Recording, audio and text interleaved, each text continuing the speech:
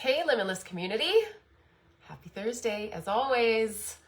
I hope the week is going well. It's definitely been a bit of a different week, and I'm talking about the impending school strike. The energy's been a little uncertain, a little bit more anxiousness, so definitely sending my thoughts to teachers, parents, students, everyone involved. And I'm always a positive thinker, so I'm sure everything is going to turn out as it should and for the best. So today I have 3 questions. Might be a little bit of a shorter live, which is completely okay, but I guess it depends how much I talk. First question, let's dive in. It's about inflammatory foods.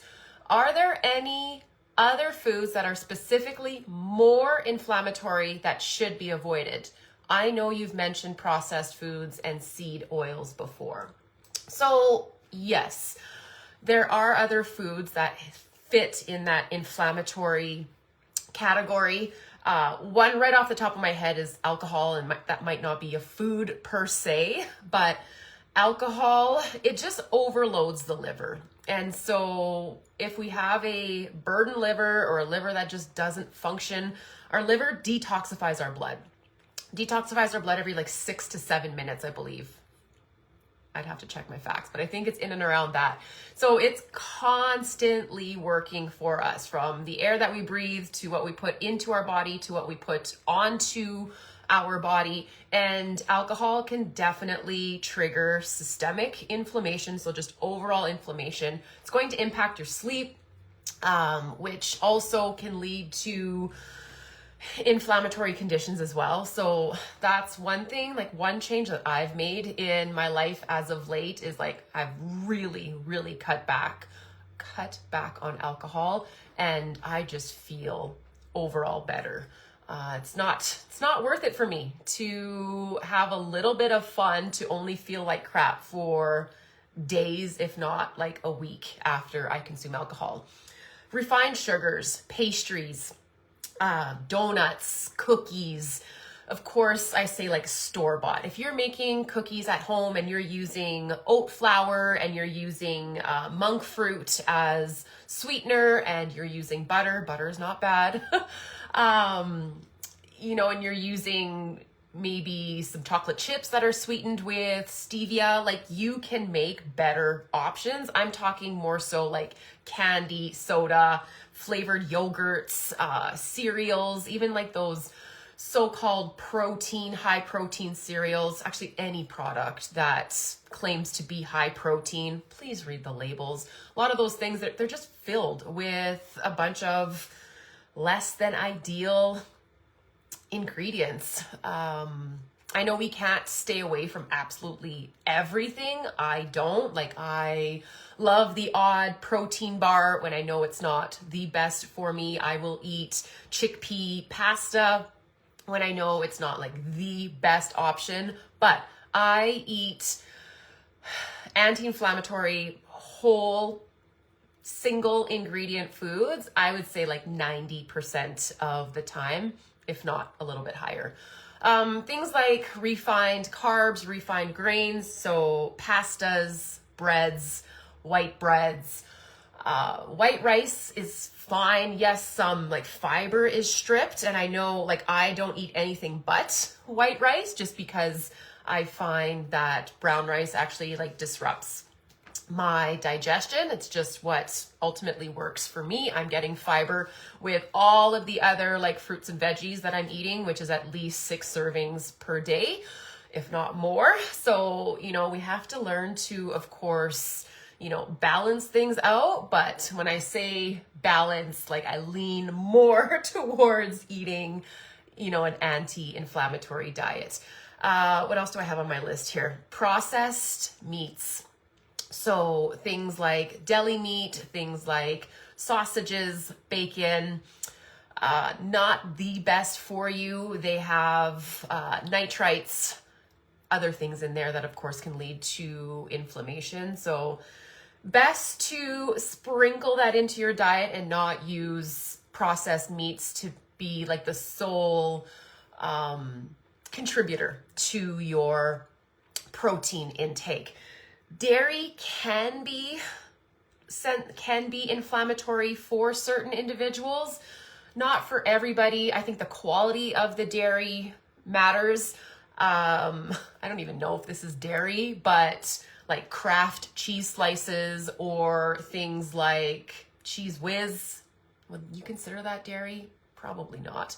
But I already mentioned like flavored yogurt, so you want to try to stay away from that.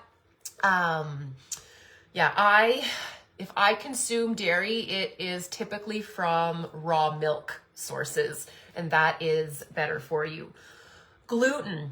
I know that there's gluten in everything. If you are celiac or you are somebody who has a gluten intolerance and you start paying attention to labels and where gluten is, it's in a lot of food products. And that is one thing, regardless of who you are, if you have a stomach of steel or you say it doesn't bother you, over time, gluten, and this I'm talking like Canada and the US, in France, in Europe, they tend to have just better food quality.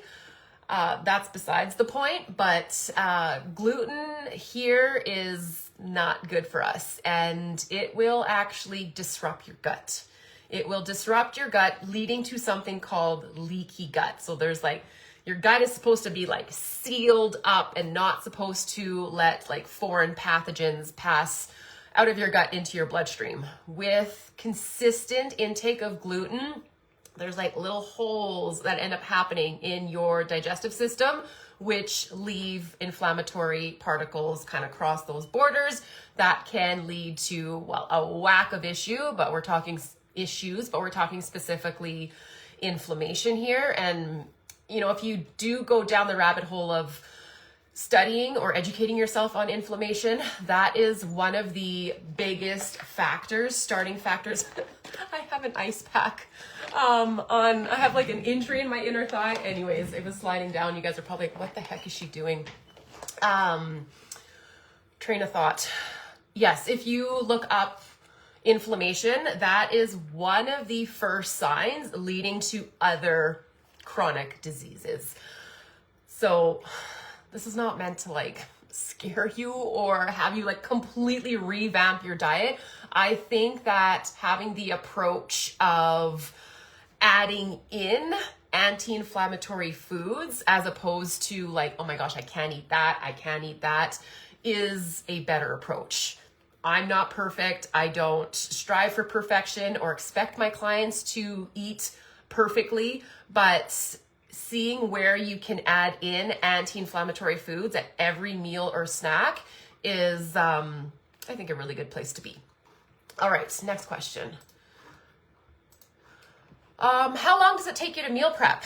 So it takes me, depending on how big the meal prep is, but if I'm doing like a full-on meal prep of like 2 different carbs, 2 different proteins, cutting up veggies, possibly making something in my slow cooker, it'll take me an hour to an hour and a half. That's it. And I think that there's some misconceptions in and around food prep that it just takes so long. And it's probably because you're lacking systems, and systems that work for you, systems that work for your family. So I actually created a carousel post, a post that I will be sharing maybe tomorrow on my social media that will help you with food prep. It takes me very little time, in my opinion, because I have systems and because I have different tools. I have a vegetable steamer that I will steam, of course, some vegetables, but baby potatoes, I make baby potatoes every single week. They are such a good carb source. They go a long way. You can make them mashed. You can pan fry them. I will sometimes make, they're called smashed potatoes. So you like press them down with a fork. You like season them with whatever. It's usually garlic in our house and salt and a little bit of olive oil, and you put those in the oven. Some people will like sprinkle Parmesan cheese on them. They're so darn good. But I have my steamer going. I have my air fryer going. So in my air fryer, this week it was kabocha squash, and what else did I put in there? I think it was just kabocha squash this week. I also made rice in my rice cooker. So I have a rice cooker as well. I have a grill, like a George Foreman grill. So I make my burgers. We often have burgers. I use my slow cooker to make shredded chicken. This week, I did not make shredded chicken. I switched it up and made a beef curry that I've been eating all week and will eat today. So I started on Monday. So yes, I will eat the same things for 3-4 days in a row, and then I food prep again. We sometimes get HelloFresh on the weekends if Rob's around, so then my breakfasts and lunches will typically be the same, for the entire week, with a little bit of fluctuations on the weekends. And then we add in HelloFresh meals, which are always very similar to what we would eat anyway, which is like a chicken, rice, beef, some vegetables, that sort of thing. But that's why it doesn't take me long, because I've got different things going at the same time. And that's ultimately what works for me. So I will share that post, which may give you some additional tips and tricks. Last question. My weight is fluctuating a lot. Why is that? So your weight, and I'm just going to say this, it is the least important thing about you. And I think that if you are, and things are shifting, like in your 40s, 50s, 60s, possibly beyond, we're so obsessed with the scale. But the scale doesn't tell you your body composition. It does not say how much muscle you have on your body. And I've talked about this at length because it comes up quite frequently, and people just need to be reminded, myself included. It took me a very, very long time, lots of work to let go of the scale. It took me even instances where I broke up with the scale. I put it away. Like it had such a negative effect on my mindset and how I showed up, how I thought about myself, what I wore, what I ate, what I did in terms of exercise, my even my social life. Like at times, if I didn't like that number, I would just like stay home and sulk and probably eat food if I'm telling the honest truth here. Not always, but it's just like crazy. There's no reason why that number reflecting back at you should have that much of an impact on how you think about yourself or the actions that you take that day. It will fluctuate every single day. Every day that scale will fluctuate. Even if you are perfect, even if you drank the same amount of water, you ate the same foods, the same amount of foods, the scale will still fluctuate. And that can be based off of your sleep. It could be based off of stress. It could be based off of medications that you take. It can be the time of day. If you sat for longer, if you are traveling, there's so many factors that will impact the scale. If you are on a physical transformation journey, I think it is important to either go about this two ways, where you don't focus on the scale at all. You take progress pictures, you focus on measurements, how your clothes fit, how you feel, because that is so much more important than just a regular old scale telling you, how much you weigh, because does not take into account your muscle mass, your water, if you went to the bathroom, if you had a hard workout the day before. All of those things are going to impact the scale. I just shared a client's transformation. Was it on Monday or Tuesday? I can share it in the chat of this live too. she had very, very little change on the scale. And I don't know the number exactly because it just wasn't a focus, but her body changed tremendously. And I have many clients in my program who do not weigh themselves. It is not necessary. It's not something that that you need to do to go through a physical self-improvement transformation. Now, the other end of that is that you can weigh yourself every single day and just get used to these normal fluctuations. If you're only weighing yourself when you feel good or when your coach asks you to do, it's quite possible that maybe the scale has just gone up that day and you have missed a new low. That's why, if you weigh yourself every single day, you're going to see trends. And the scale, it's not a graph that goes straight down like that with no highs or dips and highs. It is like, whoop, whoop, whoop, whoop, whoop, whoop. It goes up and down, up and down. And over time, again, if you are on a fat loss journey, then yes, you do want to see it trend down. However, if you are somebody who is trying to reach your 20-year-old self or your 30-year-old self, you're trying to weigh what you weighed back in the day, I hate to say it to you, but it's probably not going to happen. Things shift, especially if you're in midlife, 35 plus. Muscle mass changes, weight distribution changes, and then this is all due to fluctuating hormones. It's not anything you can resist or change. It's just basic physiology. And obviously, I would still encourage you to just make as many healthy decisions throughout the day as you can, because those healthy decisions are going to have an impact on you long term.